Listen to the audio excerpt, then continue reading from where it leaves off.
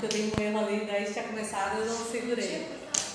Ótimo que eu dei uma, mas eu, sabe aquela coisa, igual uma vez no piano, eu errei, ó, se você nunca faz, continua, porque ninguém vai lembrar que você errou ainda no negócio de piano. Vamos lá, beleza? Olá, boa noite. Quem está falando aqui é a Ana Maria, Camilo Madaloso, Light Design, e estou aqui no Centro Europeu. E para a gente conversar de algo muito bacana, uma coisa que eu gosto muito, que é a iluminação. A iluminação é o que faz essa iluminação. O poder. Por que o poder? Uma palavra forte, poder, porque tem o poder de iluminar, tem o poder de a gente ser iluminada. O que dá isso, esse poder de iluminar? Vamos dizer, quando nós temos a parte de iluminação natural, que é o sol, e temos a artificial, que tenta fazer tudo aquilo que o sol faz à noite. Então, que vem a parte de iluminação artificial. E hoje a gente vai falar sobre alguns ambientes, em que o que a gente deve usar no ambiente, o que melhora esse ambiente, ou o que pode deixar esse ambiente de confortável para ser um ambiente menos confortável.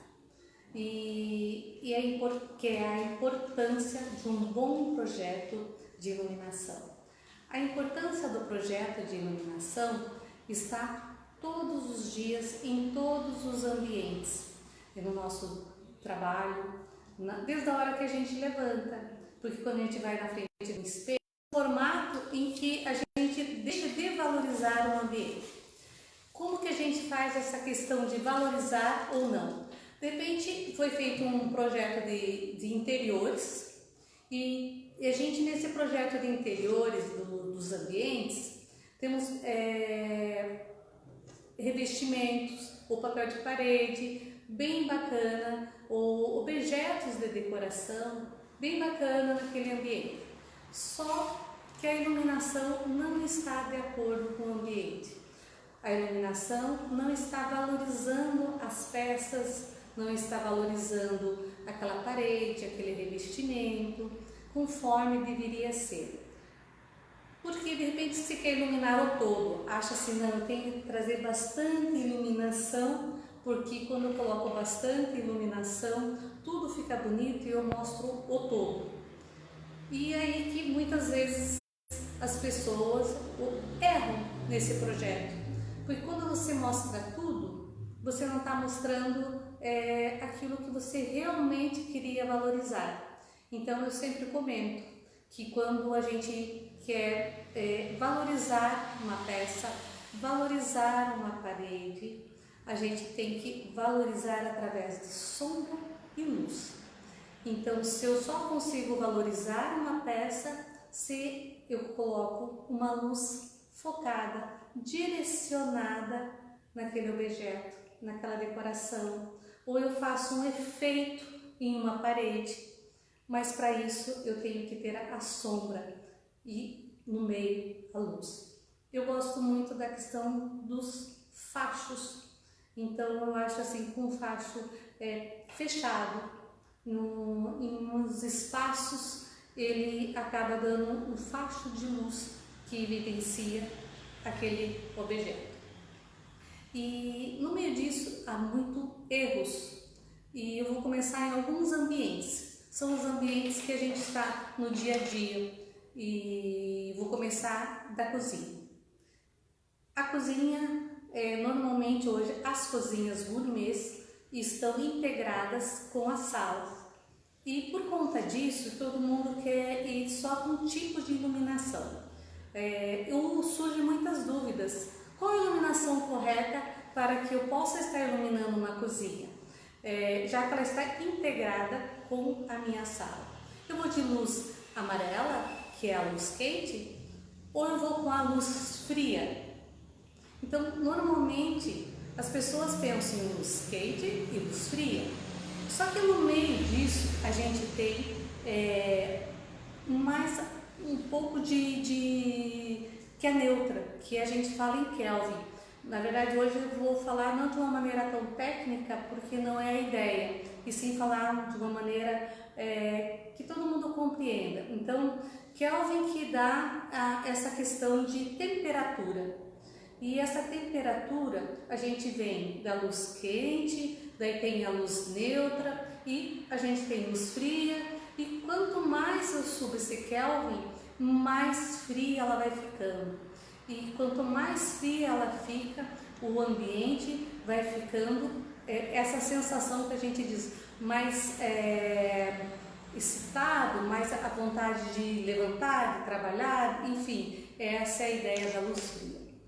Mas voltando na cozinha, então eu penso assim, e eu trabalho desse formato, e os ambientes ficam muito bons.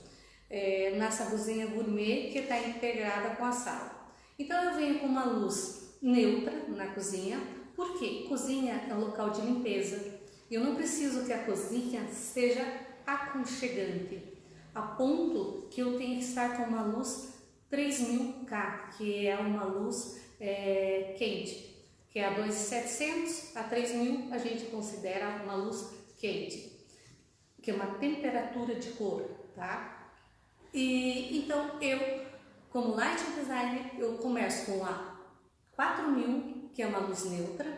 Como ela está integrada, eu para ir para a sala, eu vou com a luz neutra da cozinha e venho diminuindo e venho com a luz quente, que é a 3000 a 2800 da sala. Aí não, porque muitas pessoas vêm com a luz 6500, que é considerada a luz fria, que é o que você vai em algum lugar, o vendedor diz luz quente e luz fria, e esquece da neutra. Então essa luz fria de 6000 ou 6500 em uma residência eu não uso. Não uso em local nenhum de uma residência, nem no escritório, nem na lavanderia. Então eu uso somente 2 ou até 3, neutra, que é a 4000, a 3000 e a 2700. Em uma residência eu uso essas 3. Então eu venho da 4000 e caio para a 3000. E em algum momento lá no meio da sala eu trabalho para 2700 Kelvin. Aí tem mais um formato que, trabalhando nesses dois ambientes, eu acho que carrega um pouco. Quando você olha no teto e o gesso está sobrecarregado de spots, ou de luminárias, vamos dizer, pequenas. Aí a gente tem diversas luminárias, nós temos a Par 20, temos a R70, dicróicas, mini dicróicas, enfim, uma diversidade. Só que eu acho que hoje a gente tem que pensar num teto de gesso, algo mais limpo, trabalhar com uma iluminação mais indireta. Cozinha, uma luz difusa, e no ambiente sala, sendo a sala que seja com jantar, ou estar, ou até um home, trabalhar com uma luz indireta, uma luz que ela não precise estar com vários spots. E o que é uma luz difusa para uma cozinha? Eu posso usar na sala também. O que é uma luz difusa? Seria quando o vidro já é leitoso e ele faz uma iluminação em que quando ele sai desse vidro leitoso, ele dissipa em volta da parede e com essa luz clara ele fica em todo o ambiente. Então isso é uma luz difusa, então ele vai, através de um vidro, ele não perde luminosidade, porque ele está com o vidro leitoso, mas ao mesmo tempo essa luz passa para todo aquele ambiente. Quando a gente fala uma iluminação indireta, então através de sancas, através de rebatedores, a gente usa para iluminação indireta. Para a sala de televisão, para uma sala para se receber pessoas, isso seria muito bom a gente trabalhar com a luz indireta ou com a difusa. E também é bastante interessante que hoje a gente está uma tendência muito forte de ter um teto cada vez mais limpo. Limpo para não demonstrar a quantidade de spots de luminária que a gente colocou, mas que saia essa luz. Quando você liga a luz, esses fachos de luz saem de rasgos, esses rasgos que nós propositalmente colocamos no gesso. E quando a gente fala em sanca, muita gente diz assim, mas sanca de gesso, isso não está um pouco fora? Quando a gente fala em sanca, não precisa ser a sanca cheia de molduras. Sanca pode ser um rasgo no gesso, pode ser um volume, pode ser um rebaixo. Então há uma diversidade e a gente precisa muitas vezes de uma sanca de gesso para ter essa iluminação indireta.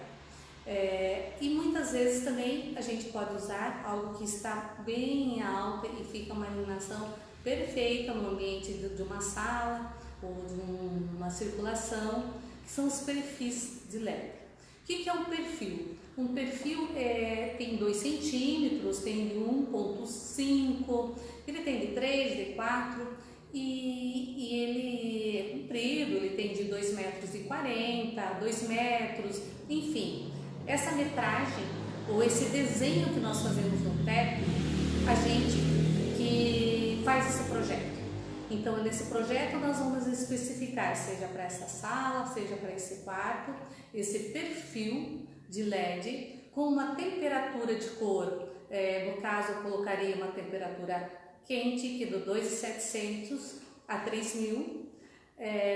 Esse perfil a gente vai no teto, vai na parede, vai na madeira, enfim, quem faz esse projeto que vai especificar o tamanho desse perfil, a temperatura de cor e a espessura dele também. Então é muito interessante, como novidade, que a gente está usando bastante o perfil LED. Saindo da sala, então a gente vai para uma circulação. E como que seria essa circulação? A circulação normalmente, vamos pensar que eu estou numa área social, que é a sala, e vou para os quartos. Então muita gente, podemos dizer um corredor, que eu estou indo para os quartos numa circulação que é uma transição de social para o íntimo. E a circulação a gente não precisa de bastante luz. Por quê? Você já imaginou que você está num quarto, numa suíte, e você vai passar para uma outra, o seu filho, uma criança, está no outro quarto, no meio da noite ela acorda e vai no quarto dos pais. E de repente tem uma luz super forte exatamente nesse corredor, nessa circulação íntima. Aí a criança acorda por completo, porque uma luz forte acaba fazendo isso no nosso físico, a gente fica acordado, a gente já quer levantar, você quer fazer alguma coisa. E a ideia de uma circulação de um corredor é ter uma iluminação menos em todos os sentidos, menos de ter mais aconchegante, menos de quantidade. Isso quando a gente fala ser iluminação aconchegante, iluminação quente, isso não quer dizer uma iluminação fraca, isso não quer dizer potência, uma coisa não tem nada a ver com a outra. A gente está falando em aconchego, uma luz quente e uma luz fria. Então quando a gente está nesse ambiente que é a circulação, pouca luz, tá? Então bem pouca luz e poucas luminárias no teto. Nos quartos, aí cada ambiente é personalizado de acordo com o briefing do cliente. Primeiro ele diz o que ele precisa em termos de familiar, como que é a família dele, como que ele é aquele apartamento, aquela casa, qual a idade das pessoas que habitam.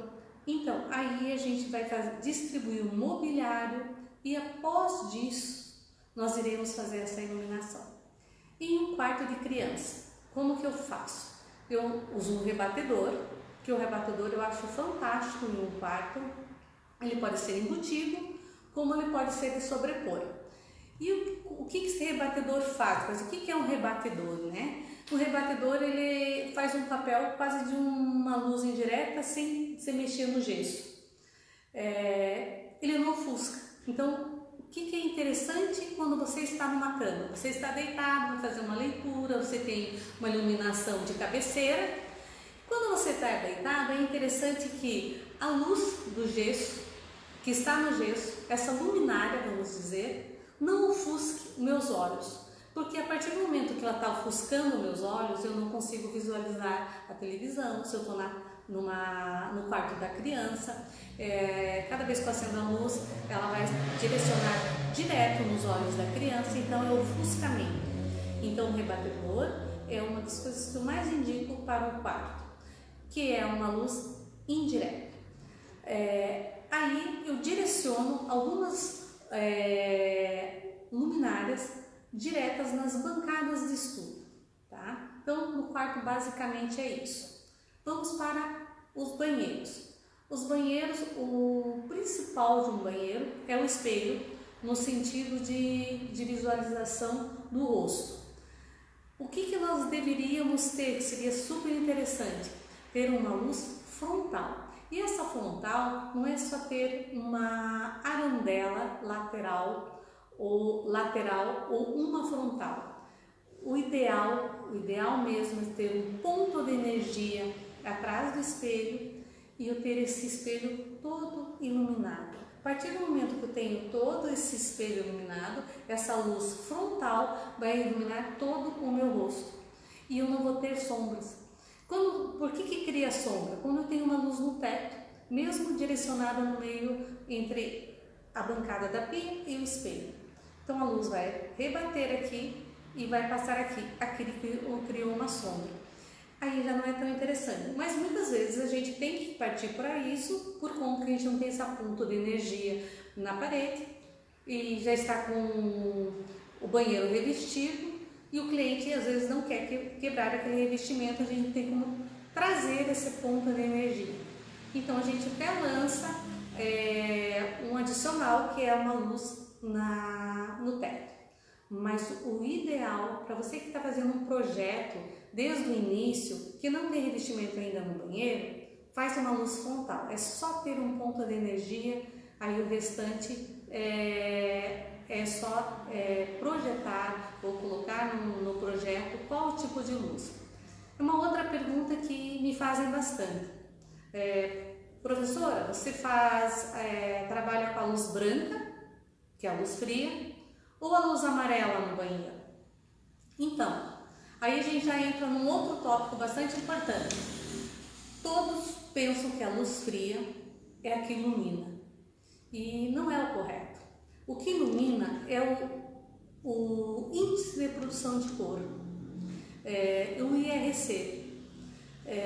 Então é isso que é na verdade, o índice de produção de cor não é que ele ilumina. O fluxo, desculpa, houve um erro aqui.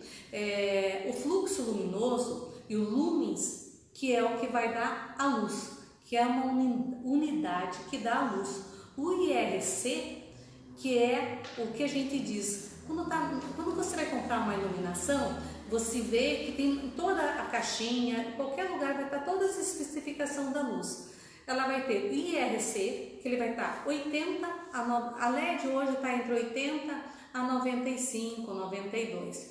A partir do 80 ela já é boa, 90 ela é ótima. Então esse IRC é muito bom para quem vai fazer a maquiagem, para aquele salão, porque aí se eu faço um tom de uma maquiagem, o IRC vai dar a cor real daquilo que eu passei.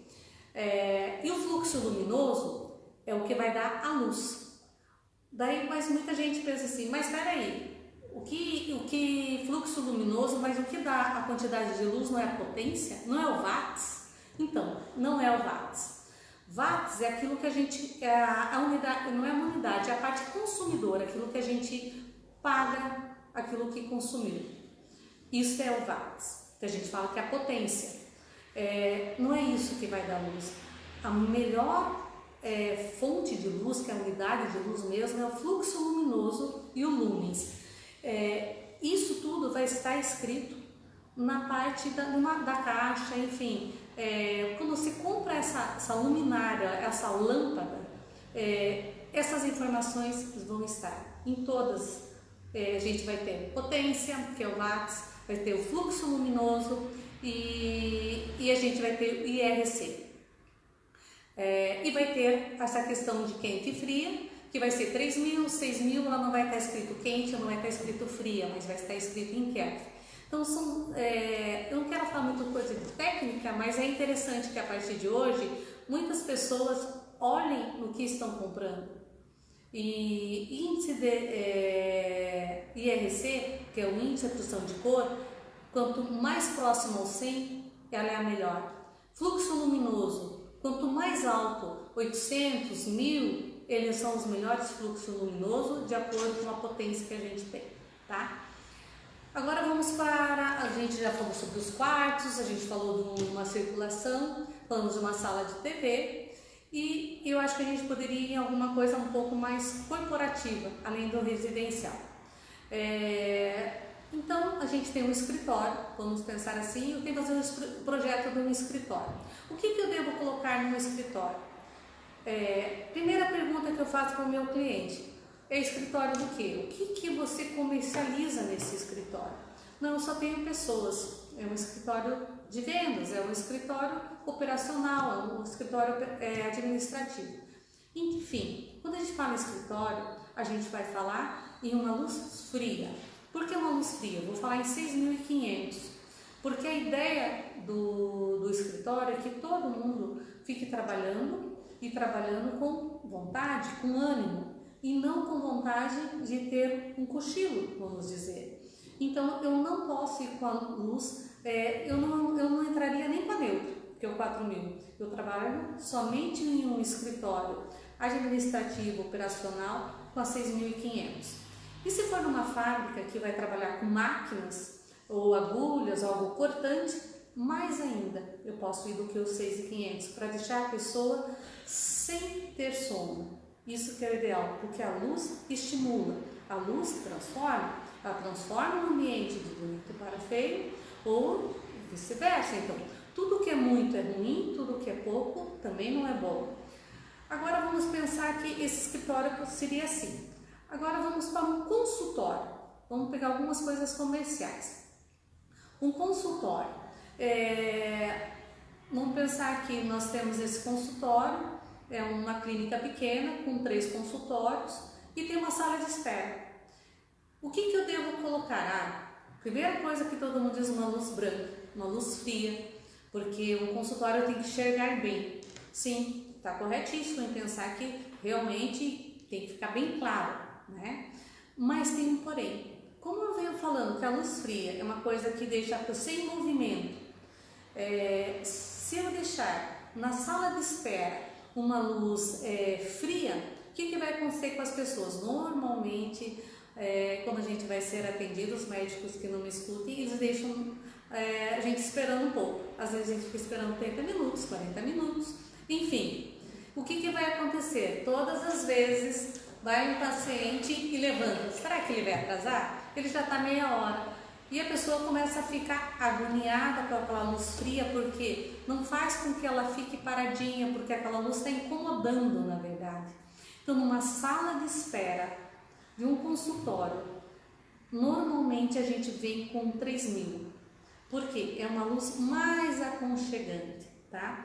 Isso para a parte de espera. Onde está a recepção, que é o local de trabalho, eu vou direcionar uma luz 4.000, que é a neutra. Essa é a maneira correta para deixar a pessoa que está na espera de uma maneira mais aconchegante, porque ela vai aguardar sem ficar todo momento levantando e incomodando até um pouco a recepção, dizendo quanto tempo falta, quanto tempo vai demorar para me atender. E dentro do consultório, dentro da onde o médico realmente vai atender, do consultório mesmo, não da recepção, aí poderia ir técnico uma luz fria. Aí vai depender muito qual é a especialidade dele, tá? Então aí o consultório. E a parte de clínica de dentista, de odontologia, a mesma coisa? Sim, a mesma coisa. O procedimento seria o mesmo. Espera um lugar aconchegante e um neutro direcionada para a recepção e na parte de dentro aí uma luz mais fria, tá? Agora, salão de beleza. Como que eu devo usar o salão de beleza?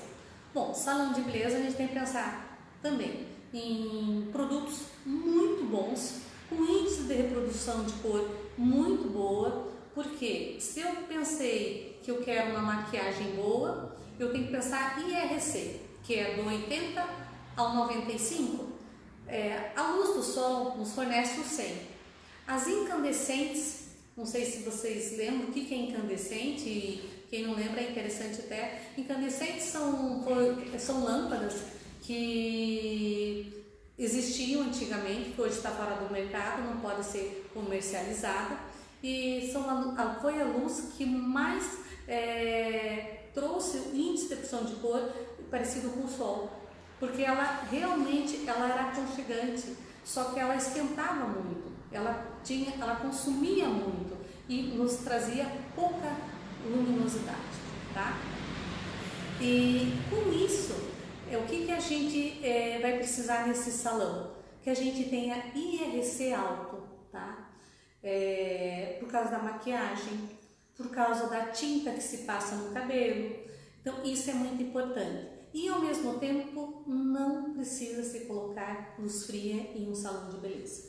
A luz ficaria entre neutra e luz aconchegante. 2.700 a 4.000 Kelvin é esse conjunto que um bom projeto vai fazer com esse salão fique bonito e ao mesmo tempo funcional. Alguns outros ambientes, deixa eu pensar, nós já falamos de um residencial, a gente falou de um comercial, nós falamos de clínicas e a gente falou de um salão de beleza. Agora a gente vai pensar uma academia. Uma outra pergunta que me faz, o que deveria ser uma academia? Então, uma academia de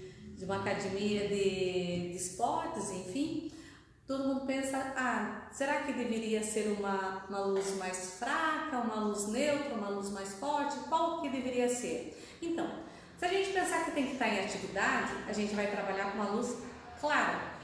Mas se a gente pensar ao mesmo tempo que a gente não quer tudo aquilo muito escritório, muito farmácia, eu tenho que dar um aconchego.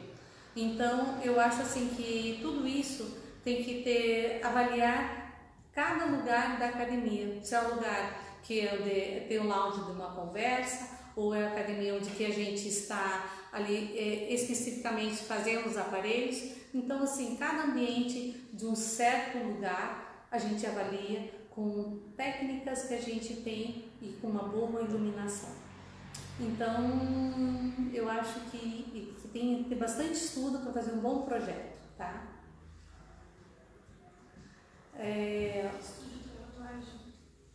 Estudo de tatuagem, muito bem. Então, tatuagem.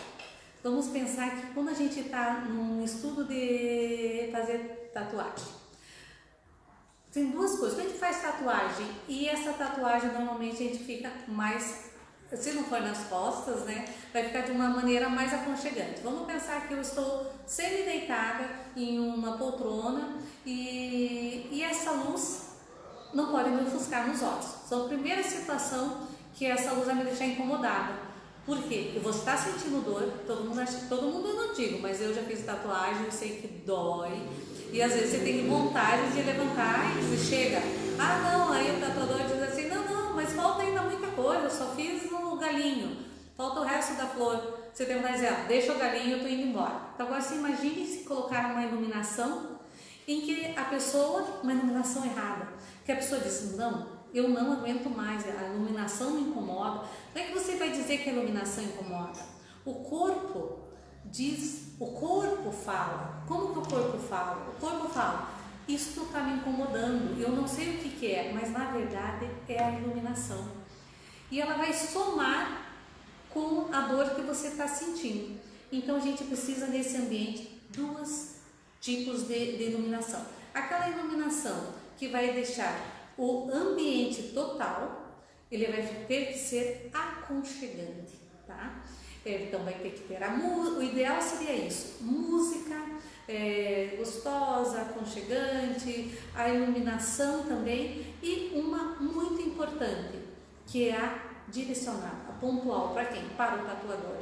Aí o tatuador vai precisar de uma potência muito boa, não é tanta potência, eu volto a dizer que a gente precisa, no caso dele, que ele vai ter que ter os tons muito reais, que é o índice de produção de cor, tá? E esse índice de produção de cor, eu volto a dizer, ele vai ter que ter a luminária muito boa, a lâmpada muito boa que vai na luminária, ela tem que ser excelente, porque ela vai ajudar muito ao tatuador fazer uma boa tatuagem. Quando ele colocar um tom vermelho na rosa, para ele saber se a quantidade que ele está utilizando do tingimento da pele já está bom, é só ele vai ter essa visão com IRC bom. Qual que é o IRC bom? Volto a falar, para a pele para tatuador não é mais 80, é do 90 a 95. E eu não falo 100, porque a LED ainda não chegou ao 100. 100 é o sol, tá? Seria como estar com uma blusa vermelha, hoje estou de preto, né? Então não seria bem isso, mas seria assim, estar com uma blusa vermelha aqui dentro e minha blusa vermelha aqui dentro, ela tem um tom de vermelho desbotado. E quando eu saio, e está um sol lindo lá fora, e quando eu sair, aquele vermelho da minha blusa, ele é real, ele é bonito, ele é forte, ele seria, como a gente diz, um vermelho Ferrari, bonito, lindo. E a gente diz assim, e qual que é o certo? A blusa está na cor certa, eu comprei na cor certa. Como eu estava num ambiente em que a iluminação, a lâmpada foi comprada de baixa qualidade, ela deixou a minha blusa desbotada. Então, essa comparação. Quando vocês não souberem se a iluminação é boa ou não de um salão, é simples. Pega uma rosa vermelha ou pega uma maçã bem vermelha e deixa embaixo daquela luz. Se essa maçã, quando você estava lá fora, estava bem vermelha e você entrou, ela ficou fosca, a iluminação daquele ambiente é de baixa qualidade, tá? Isso é simples, são os tons. Vamos pensar agora de um outro formato, o que a gente precisa. Na hora do jantar, vamos pensar que a gente está na hora do jantar e vamos voltar para a nossa sala de jantar, a nossa cozinha integrada, que está a cozinha integrada, a minha mesa de jantar e lá está a sala. Qual que é a iluminação ideal para essa mesa de jantar? Então, é uma coisa bem específica e eu gosto muito de usar isso, que é o dimmer. É dimmerizar o lustre, dimmerizar a iluminação da mesa de jantar. Porque a mesa de jantar a gente tem que trabalhar de dois formatos, nem tão aconchegante, nem a 2700, em que você tem que olhar e ficar já com sono na hora do almoço ou na hora de um jantar com amigos ou numa comemoração, e nem pode ser tão clara, não usaria nem a neutra. Então, eu compraria um lustre ou compraria essa iluminação que eu pudesse dimmerizar. Eu usaria na hora do jantar especificamente uma 3000, que é abaixo da neutra, tá? Ou poderia até ser quase a neutra.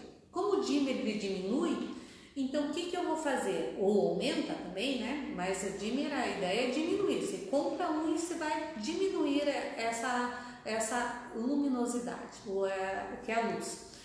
Então, eu iria com a neutra. E na hora do jantar, principalmente, que isso nós temos que levar muito em consideração, pessoas de idade nesta mesa, eu deixaria 4000. Terminou o jantar, na hora da sobremesa, isso é muito importante, na hora do vinho, na hora da sobremesa, a gente usa o dimmer e vai para 2.700. Então fica o momento do aconchego.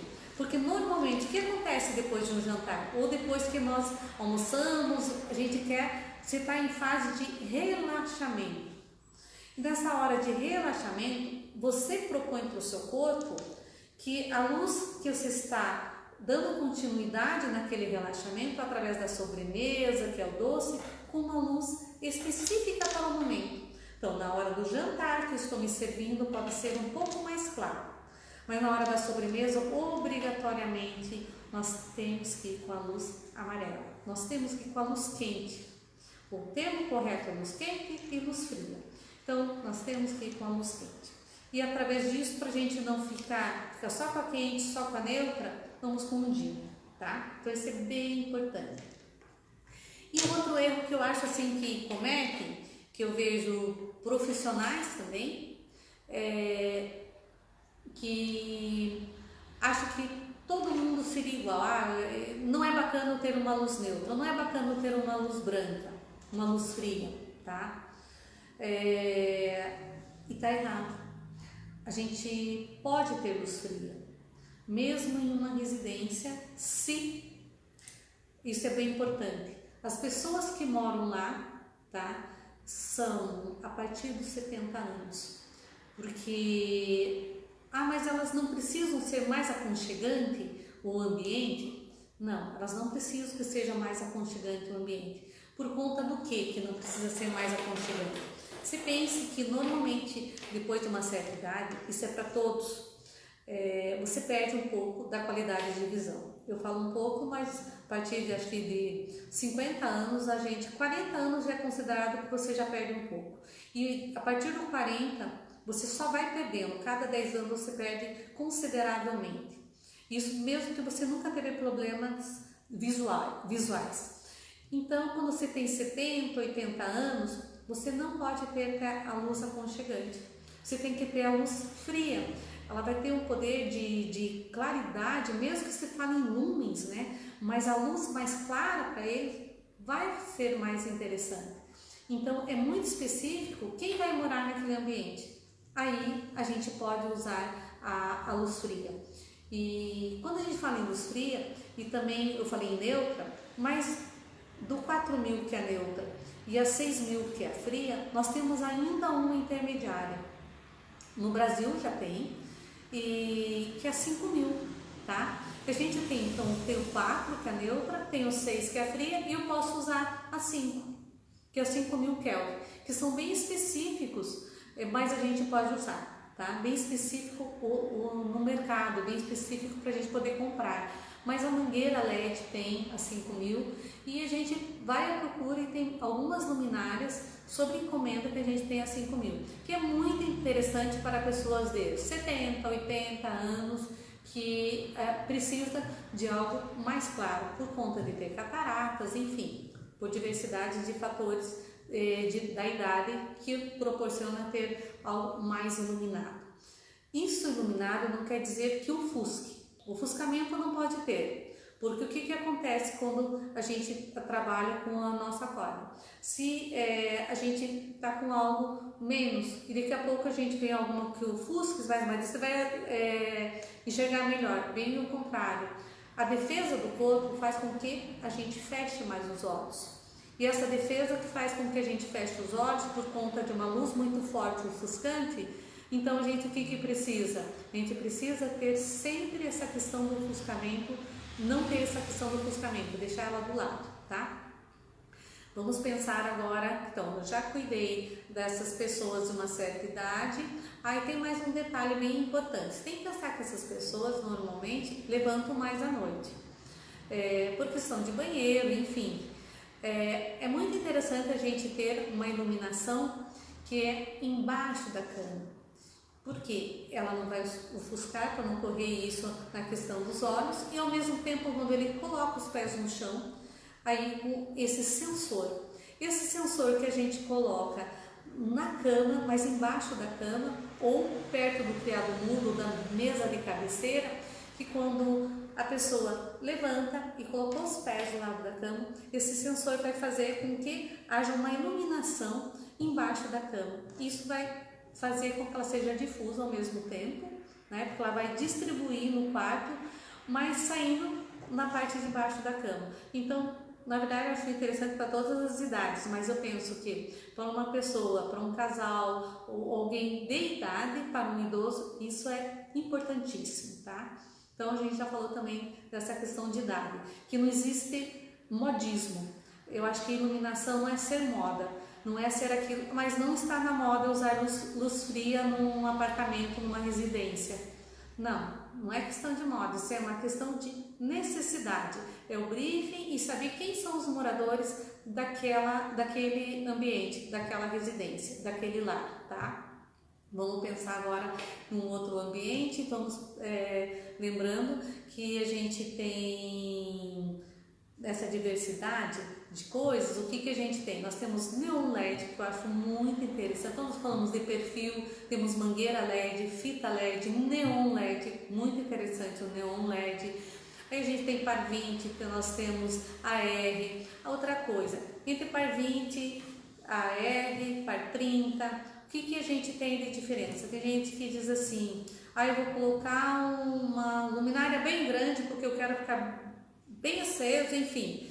Esse bem grande depende do que é. A gente tem uma questão de pé direito, falando agora no pé direito. Eu estou aqui na sala, aqui do Centro Europeu, então é uma casa bem bacana, de época, ela é bem antiga, então ela tem um pé direito, não vou dizer que ela é um pé direito duplo, mas é um pé direito maior do que o normal. Então, se eu colocar uma iluminação menos, ela não vai chegar como gostaria aonde estou nesta bancada. Então, assim, se eu tenho um pé direito normal, o que é um pé direito normal? Hoje o normal é até 3 metros.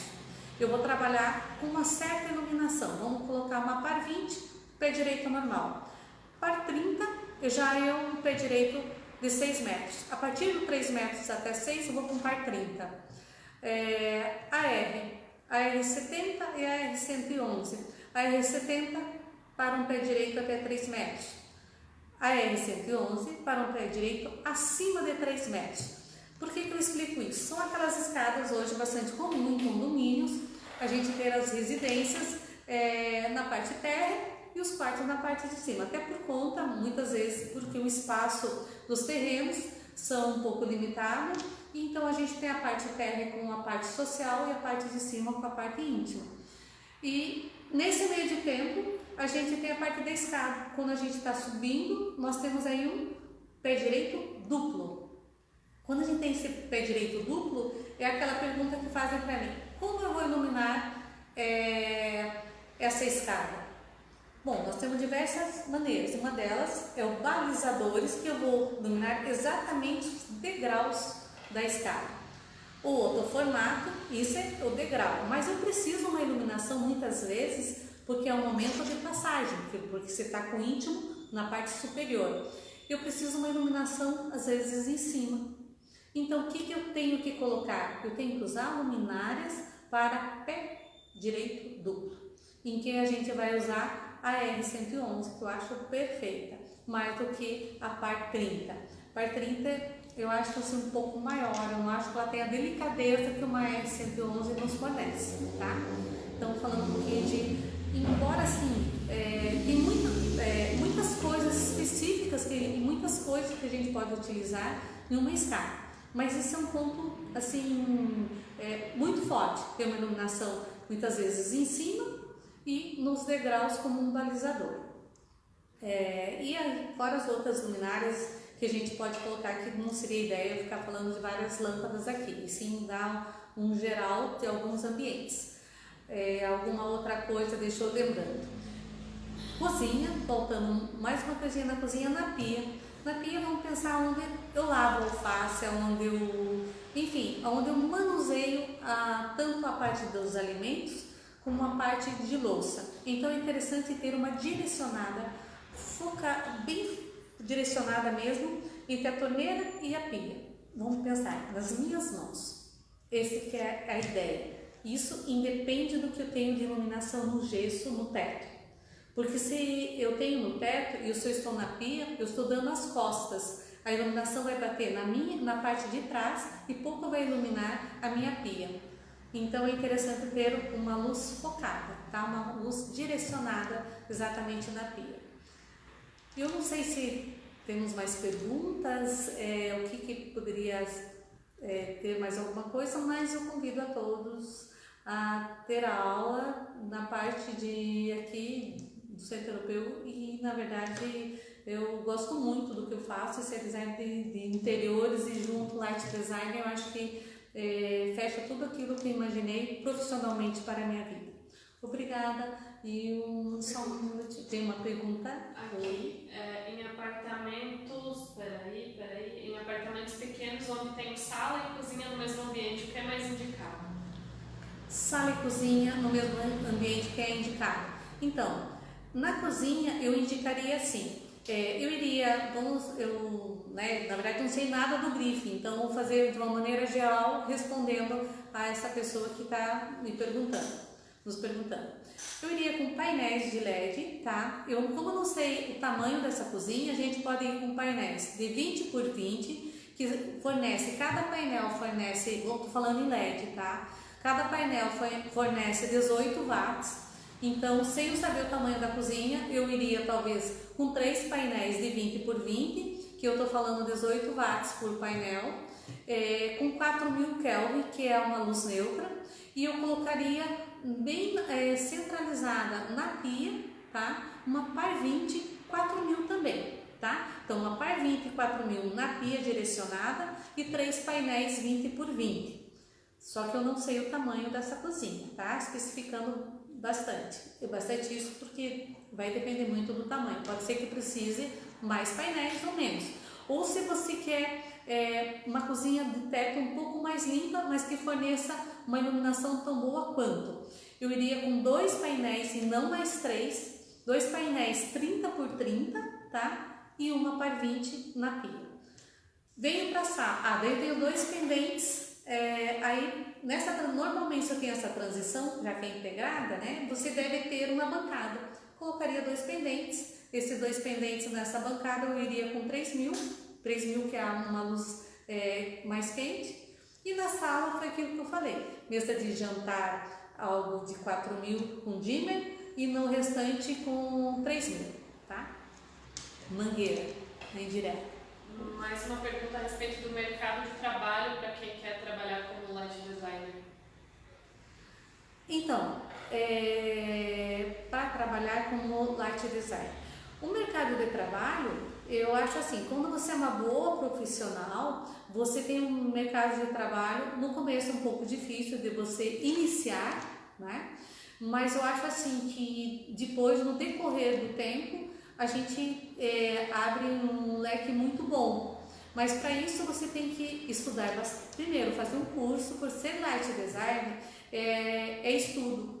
E esse estudo é um estudo, todas as informações que eu estou passando são informações em que eu tive 2 anos de pós só em light design. Então, lógico, é bastante estudo, mas em que você tem que estudar para poder fazer os projetos, executar, e com isso você vai estudando mais as tendências do mercado.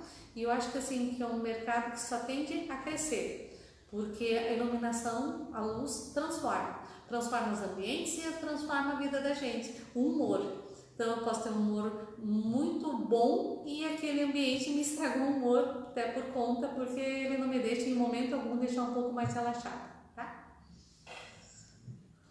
Ok? Muito obrigada e um abraço a todos e boa noite. Obrigada. Tudo certo.